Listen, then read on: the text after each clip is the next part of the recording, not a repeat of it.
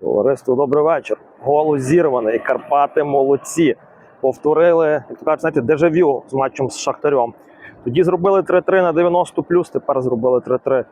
І знову гольова, як то кажуть, відіграш гольовий 3-3. Так, звичайно, матч складався по-різному. Ми вели 2-0, могли забити третій, але в кінці першого пропустили з кутового.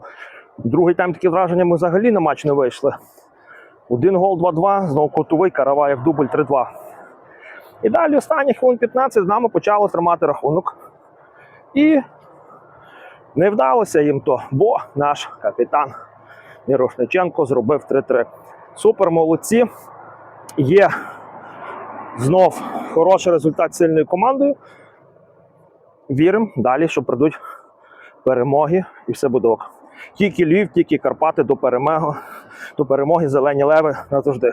Карпати. Карпати.